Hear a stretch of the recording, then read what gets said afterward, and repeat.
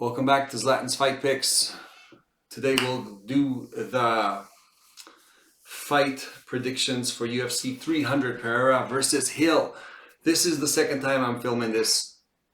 Something happened in the first one. I tried to upload the video and something got corrupted and there was no video to upload, even though I didn't get an error message until after I tried to upload it.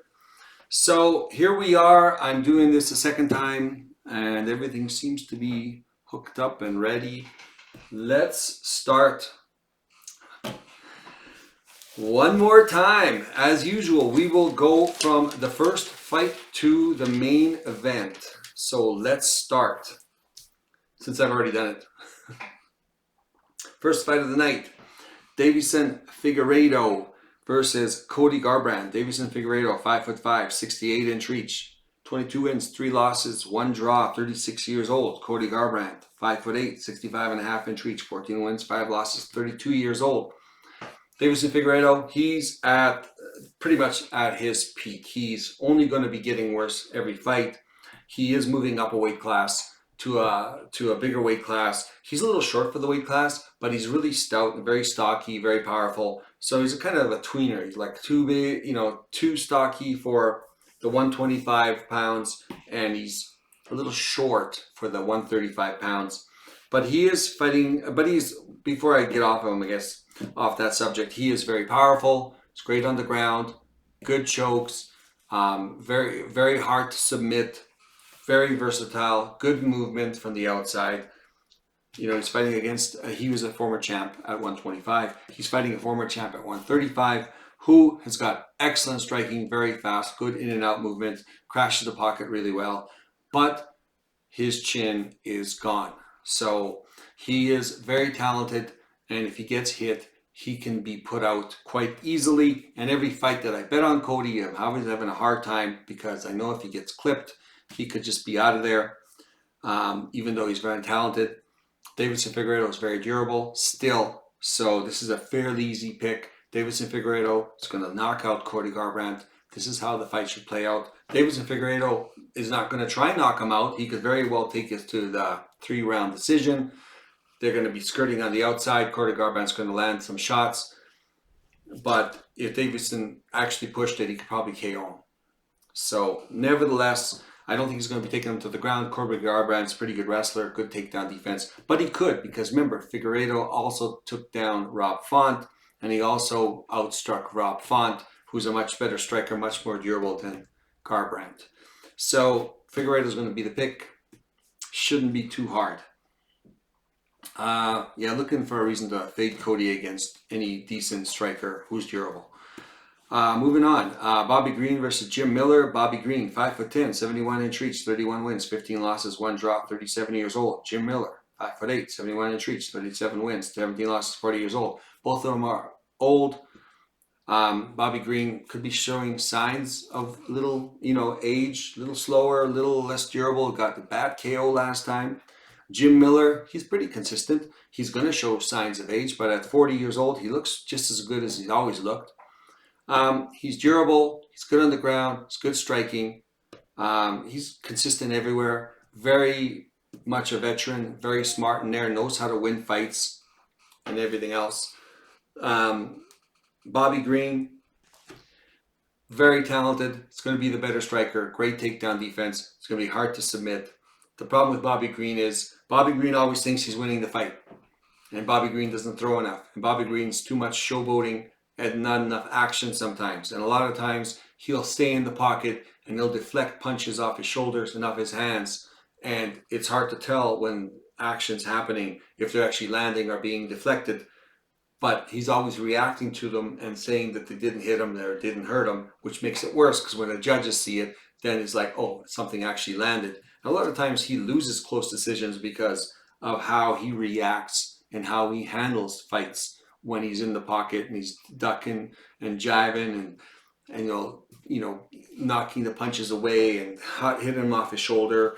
Like I said, things happen so fast in there, and a lot of times, he'll get kicked, he'll block the kick, and he'll like wave his hand like he didn't get hurt, kind of, bringing almost more attention to what just happened.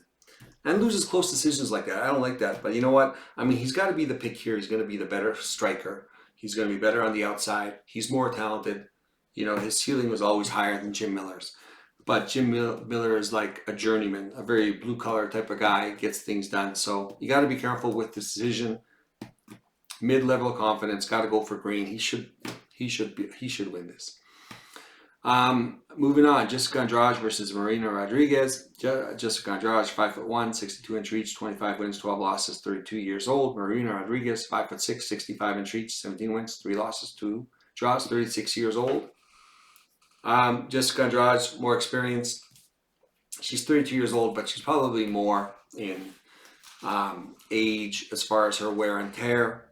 She's been up and down lately. She's been taking a lot of short notice fights, money fights. So she's going in there, and sometimes you just don't know how well she's going to look. Making a lot of mental mistakes. She's going to be much shorter with her reach, but I'm sure that's normal. She is fighting in the 115 pound weight division, which is where she should be. You know, and a little inconsistent, but she's definitely more powerful, and she's got a better ground game. Marina, very long, very lanky, good striker, good from the outside, very, very smart striker, but she can get taken down. She's got decent takedown defense, but not really great takedown defense against a good grappler. I could see her getting taken down in this fight. When she meets up against a really powerful striker, she does seem to wilt as she goes through the fight. So that doesn't work against her. She's 36 years old. She's only going to deteriorate from here. I think she's reached her peak. It's close, and you know, there's arguments to be made for both, but I think Andrade should be able to take this just because of more power, providing it's Jessica Andrade that comes in that's prepared, and she's had time to prepare for this. Moving on, Jalen Turner versus Renato Moicano. Jalen Turner, 6'3", 77-inch reach, 14 wins, 7 losses, 28 years old. Renato Moicano, 5'11", 72-inch reach, 18 wins, 5 losses, 1 draw, 34 years old. Renato's moved up from the featherweight to the light heavy. I think he's more durable here. He's very tough. He's a decent striker, excellent on the ground. He's got some pretty good takedowns. Jalen Turner, super big, super long for the division. Excellent straight shots, excellent striking, excellent reach, fast, KO ability, 100%. Pretty good takedown defense. He's got also good guillotine, so he's got some good subs on the ground because he's so long and lanky and his arms are so long. Everyone's picking Jalen Turner, and for good reason. This guy's probably has a really high chance of knocking Moicano out. He has been KO'd before, not at 155, but I think at 145. I think Turner has definitely got an opportunity to KO him. He gets these long, straight shots from a distance and usually surprises somebody who's not expecting to get hit from that far out. Moicano, he needs to survive the first round. Once he gets into the second round, I think he's going to be more effective. He just finished going a tough 3 rounds with an absolute killer. Drew Dober, and he survived it, got hit a couple times and managed to survive it. But Drew Dober's a much shorter fighter, even though he's probably as powerful, or probably more powerful than Turner, where Turner's probably more accurate. You know what? Moicano's a huge underdog. I'm going to take a dog shot here. Very low confidence. Everyone's on Turner. I think that Moicano, if he doesn't get clipped with a perfect shot, he's going to survive, and he's going to be able to take down Turner at some point. He just needs to take him down in 2 rounds. And I think once he gets him on the ground, he's going to have some pretty good control. And I think Turner's pretty good, and I've seen him get hurt, and I've seen him get hurt more as the fight goes on. I mean, Dan Hooker's a good example where he comes in, hurts Dan Hooker, and then Hooker comes back and hurts him. Yeah, I'm going to take a dog shot here. Moicano, plus 200. I think he's dangerous. I think Turner's kind of up and down. Some fights he fights really good, and then he goes into the next fight and it's a little disappointing. It's not him, it's the competition, and sometimes it's the opportunity. Sometimes you can knock out somebody, and sometimes you don't get that shot, and the person survives, and he's good enough to wear you out in the next 2 rounds. So Moicano's going to be the pick. Moving on to the prelims. I mean, that was just a early prelims. Amazing card. All right, first fight in the prelims. Sadik Yusuff versus Diego Lopes, or Lopes. Sadik Yusuff, 5'9", 71 inch reach, 13 wins, 3 losses, 30 years old. Diego Lopes, 5'11", 72.5 inch reach, 23 wins, 6 losses, 29 years old. I've been betting on Diego Lopes for a while. I think he's the real deal. Good striking, excellent, excellent on the ground.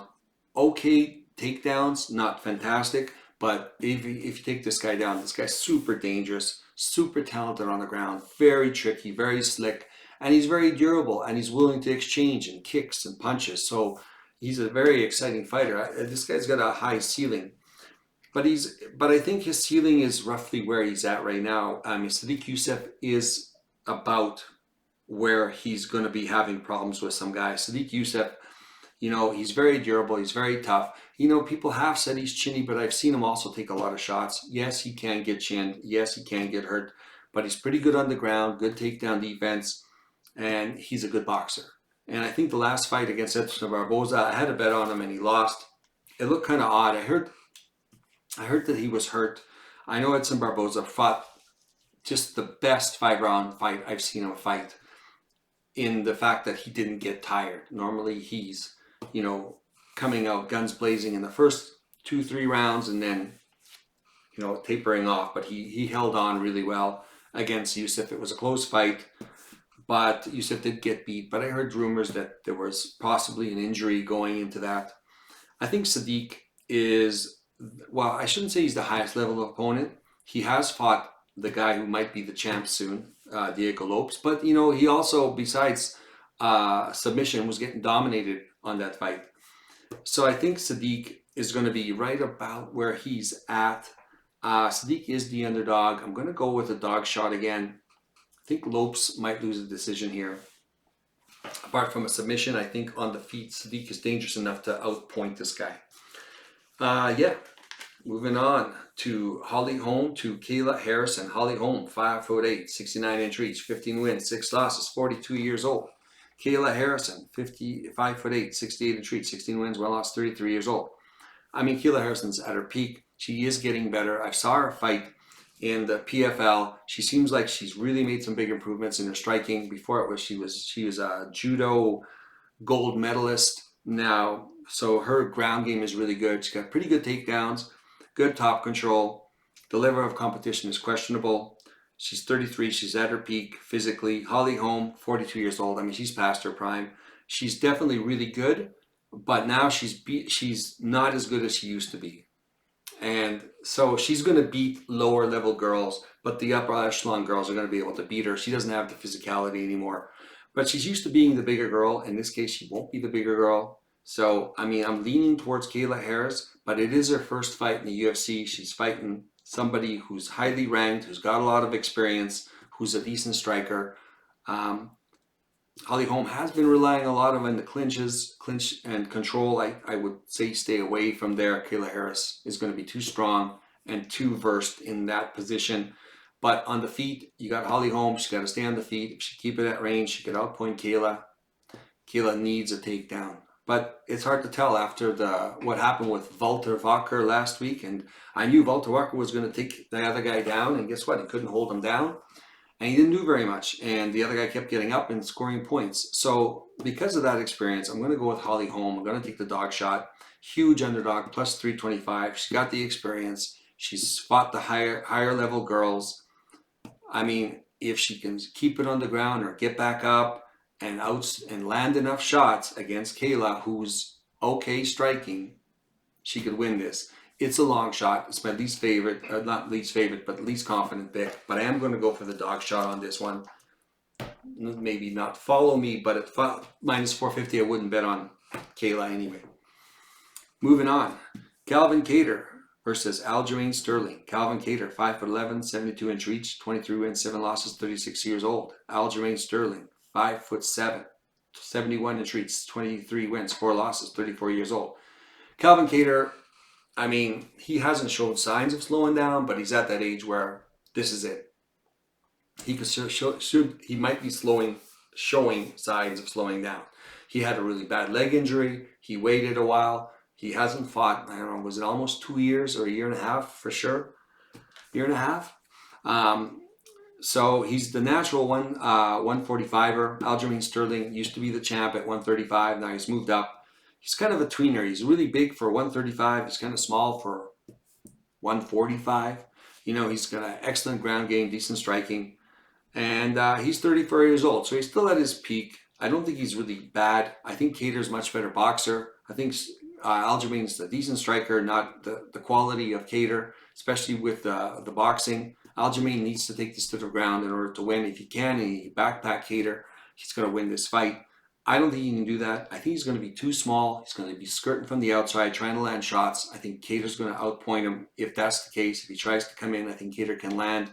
Kattar's got pretty good takedown defense. He's going to be the bigger guy, natural weight class. I think Aljamain Sterling is going to have a hard time with him. I'm going to take another dog shot here. Don't really like Aljo. I don't like his style. Never liked the way he fights, especially when he's jumping, backpacking people, and it's boring as hell. I like watching him get knocked out. So I'm going to be cheering for Kattar. Pick's going to be Kattar, plus 140 underdog. I think he's going to be too big, too long. Moving on to the main event of the prelim, which could be a main event in any other card. Yuri Prochazka versus Alexander Rakic. Czech Republic versus Serbia. Go Serbia. So Yuri Prochazka, 6'3", 80-inch reach, 29 wins, 4 losses, 1 draw, 31 years old. Alexander Rakic, 6'4", 78-inch reach, 14 wins, 3 losses, 32 years old. Yuri Prochazka, they're both really tall. The bigger guy's going to be Rakic. Rakic is just a specimen, solid, very, very strong and powerful when you see him, you know. The more fluid, the better striker is going to be Yuri Prochazka. He comes in at shooting it, throwing at different angles, doesn't think too much about defense. His movements usually is defense, and tries to land killer shots from all weird angles. He's always live for a knockout. Alexander Rakic, very powerful, you know, good leg kicks, good takedowns, decent 1-2s, very simple, but the guy knows how to win fights. He doesn't get it too complicated. He fights safe. He wants to win. You know, they're both at their prime. Yuri's going to be really dangerous, and Alexander Rakic is going to be more steady and is going to try outpoint him. If Yuri doesn't, you know, rock or knock out Rakic, which I don't know if he can, Rakic is just going to win a slower, grinding type of fight. This is a coin flip, 50-50. I'm going to go with Rakic on this one.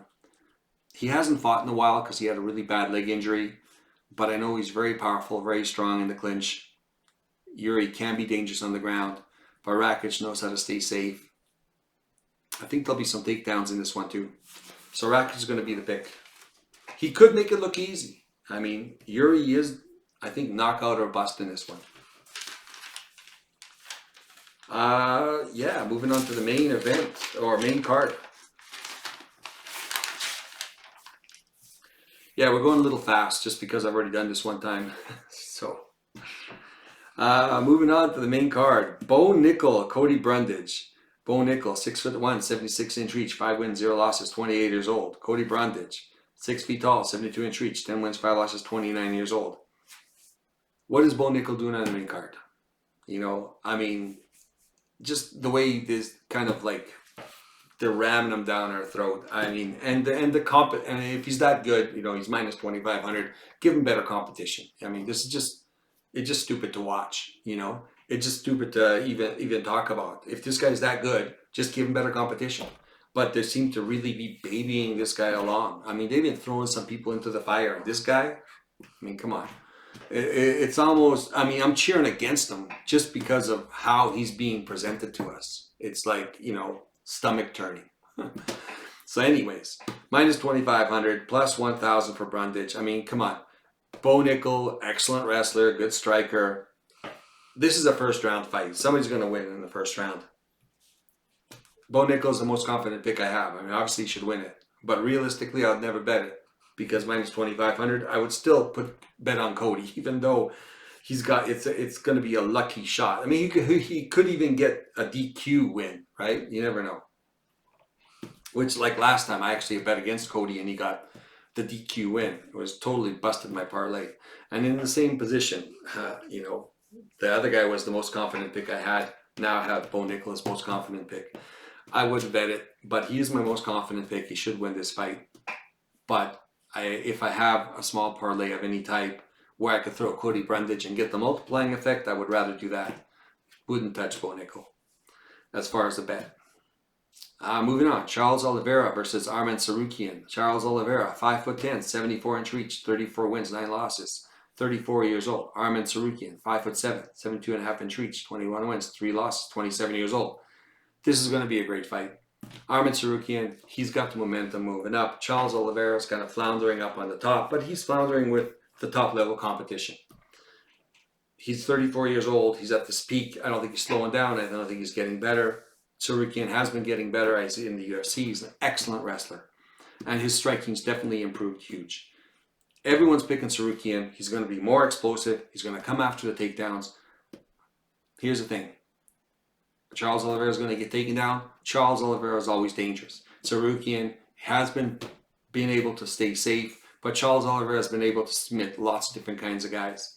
Tsarukyan's got, you know, pretty good hands now. Charles Oliveira can get hurt, but he can also hurt people. Charles Oliveira is at plus 170. You know, Arman Tsarukyan's everyone's darling. I'm going to go with the underdog shot at plus 170, low confidence. You know, this guy has fought the top level competition. Arman Tsarukyan fought decent against Islam Makhachev, but it was no striking at all. It was just all pure wrestling. I mean, he has improved the striking, but Charles Oliveira lost to Islam Makhachev, you know, and I think Arman's really good, and I like Arman. I just have a feeling he's going to lose this fight. I'm not saying, and it might not be over after that. He could still have another shot. But Oliveira is still at his peak. He's going to surprise some people. Very confident. He's been in there before. And you've seen Tsarukyan hurt by Silva. You know, Oliveira hurt Tsarukyan. He's going down with him and submitting him. So I could see clubbing some in this one. Oliveira is going to be the pick. Low confidence. Next fight. BMF belt. Justin Gaethje versus Max Holloway. Justin Gaethje, 5'11", 70-inch reach, 25 wins, 4 losses, 35 years old. Max Holloway, 5'11", 69-inch reach, 25 wins, 7 losses, 32 years old. Max Holloway, super durable, great at the featherweight. He's moving up to 155. You know, he was usually the taller, the longer, the lankier fighter. He's not going to be that at the 155.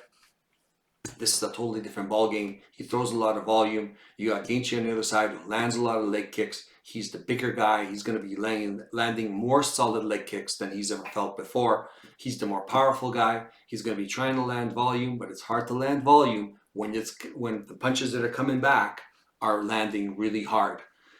I don't see him doing well.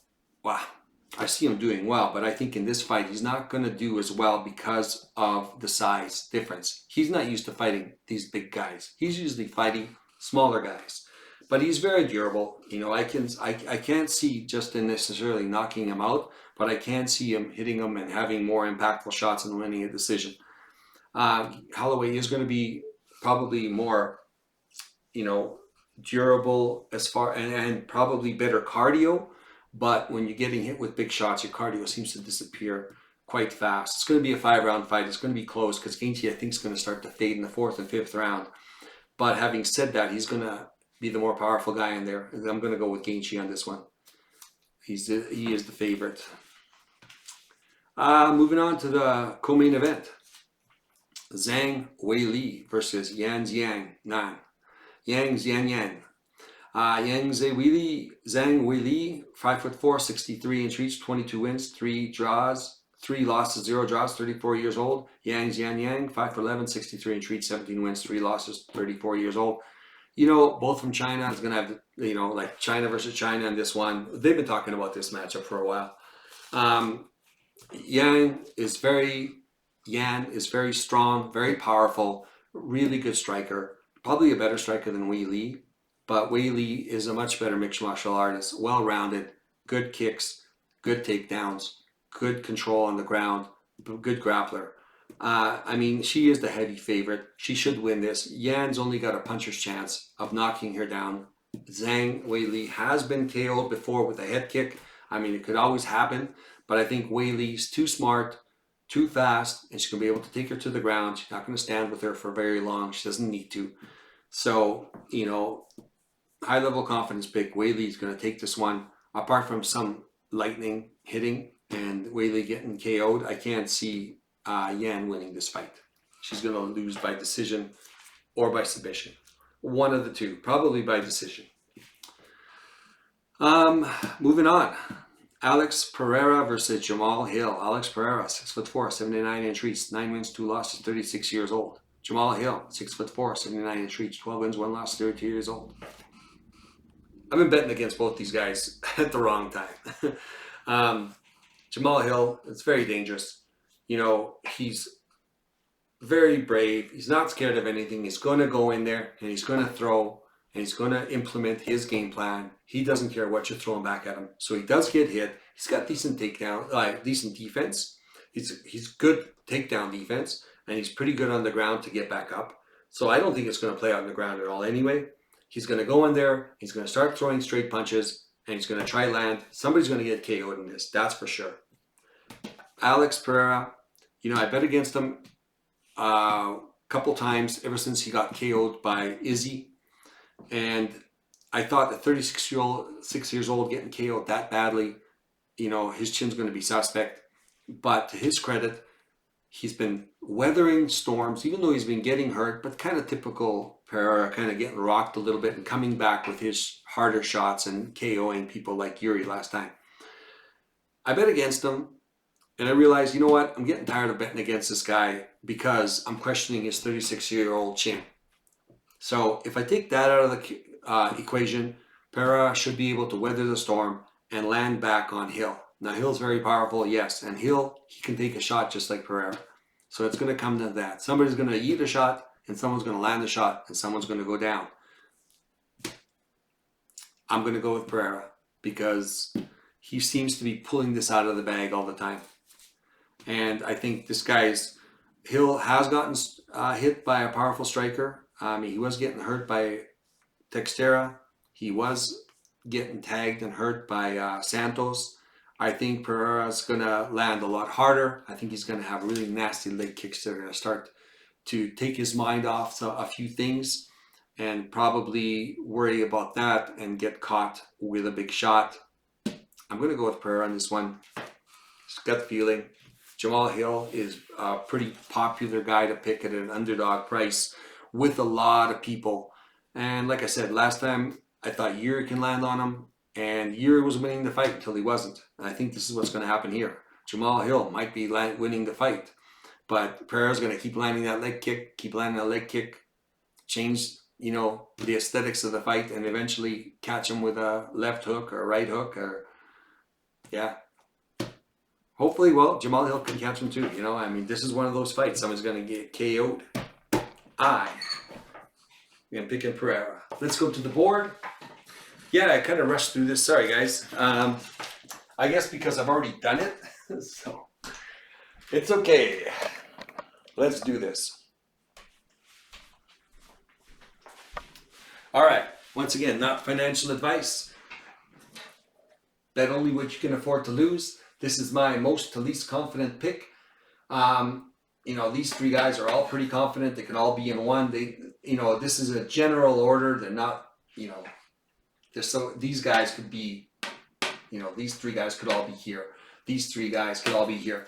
So, but this is my best evaluation that I could kind of put visually for everybody. Most to least confidence, bet on them individually or in parlays. Do your own research, combine this information with what you've gathered and maybe create something for yourself or follow this. Again, most confident, Bo Nickel, minus 2,500, wouldn't bet him. If anything, I would bet on the other guy just because the huge plus 1,000 payback. I mean, I've got him as a small parlay with a couple of guys and more confident just because of the multiplying effect. But it's a long shot, guys. You know, I like doing those kind of things, but honestly, you're pretty much throwing your money away. But it could happen. If it happens once, it's great. Moving on, Figueiredo. This guy's going to be good striker, durable, against a guy who's not durable. Yeah, I can't see it ending any other way. Figueiredo, if he wants to knock him out, he can knock him out. If he doesn't knock him out, he's going to win a decision. Weili, way better mixed martial artist. I don't think she's going to get a knockout. She could get a ground and pound, but I doubt it. I think she's going to be smart, be safe, and win 5 rounds. So I'm kind of giving you not only the picks, but the way I think the win's going to happen. Yusuff, plus 175, plus 125. I'm going to go with the dog shot here. He's, the guy's a great striker. He's a good boxer, good takedown defense, pretty good on the ground, can probably stay safe, probably won't be there very long. He's going to stay on the feet, and he's fought against the best guys on the feet and done well. So at plus 125, I got to go with Yusuff. It's probably going to be a decision victory. Cater, going to be the bigger natural 155 pounder. Hasn't fought in a couple of years or a year and a half. It's kind of worrying me, but Sterling's moving up. It's not his natural weight class. He's going to have to feel things out, see how strong these guys are. If Cater, which I know he's a pretty good wrestler, stuffs the takedowns, he could be in a situation where he could be sniping Sterling from a distance. It's going to be a close fight. It's probably going to go down to a decision. Cater's going to get the victory. Underdog. Green. Again, close fight with Miller just because of the way Green fights. He is the better striker. He's going to be able to stop the takedowns. He's going to keep it on the outside. Green's going to try pressure him. Miller's going to try pressure him. Green's going to duck and move. And I think he's fast enough to do that as long as he doesn't, do what Green does and highlight the shots that almost hit but didn't hit, where the ref thinks they hit because of how big of a deal he made about it. That's just the showboating, I guess. I don't know. But Green's the better striker. He should win this by decision. Gaethje's going to be the natural 155er. He's going to be too powerful. Not saying that we're going to knock out Holloway, but it's going to be a sad day when Holloway's chin does give away, because you've seen that chin just outlast, and I bet on him all the time, and that chin always just seems to hold up, and I love his fighting style. But in this case, he hasn't been hit as hard as Gaethje's going to hit him, I think. So, and the leg kicks are going to be there, and he hasn't been kicked as hard as this guy's going to kick him. He's just a bigger man. He's not going to have the advantage of length, which he's used to. Andrade, realistically, she's the better fighter, more powerful, better on the ground, and especially the ground game. If she implements the ground game against Rodriguez, she's going to win it easily. She's going to be able to wear down Rodriguez. Rodriguez is good from the outside. It's very straight punches, very accurate. Andrade just got to close the distance. She's used to doing that. I think she's still not washed up yet, even though I thought she was. Then she came back and beat Dern. Not to say Dern's a great striker, but, she's still okay. I think she's going to win this fight. Probably by... could she finish her? Gaethje, I could see just winning by decision, because Holloway's too tough. Andrade, she could win by club and sub, but I think she's going to survive. Again, maybe Andrade by decision.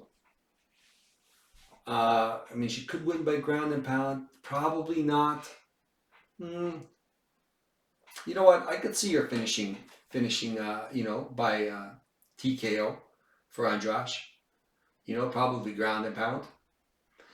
Rakic, I think he's going to be too powerful. He's going to be able to take him down. He's going to win points. I think if Rakic wins, it's going to be by decision. Yuri can win by KO. Picking Rakic, so I'm going Rakic by decision. Pereira, this is going to be a KO. Somebody's getting knocked out. I'm going Pereira to outlast and to KO. Lower level confidence, of course. Moicano plus 200. if he doesn't get knocked out in the first round, he's going to be more and more dangerous. He can take Jalen Turner down.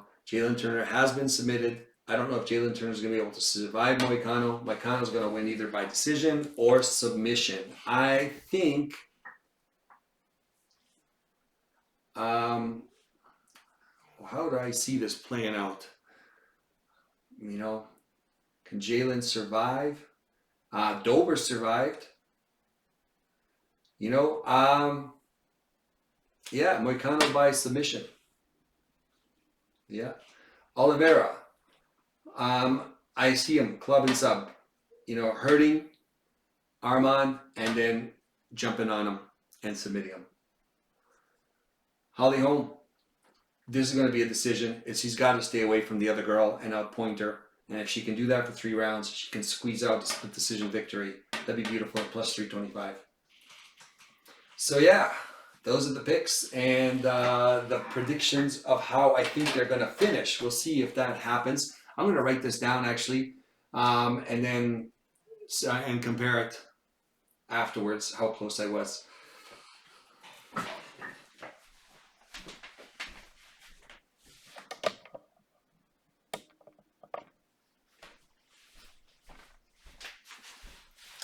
All right. Thank you very much for joining me again today. I did do it really quickly just because it was the second time. Otherwise, I'll get this out right now. Hopefully it works. If you like the content, hit the like button. Hit subscribe if you want to be notified the next time I put out my next video. Otherwise, good luck and enjoy the fights. And we will see you on the recap next week.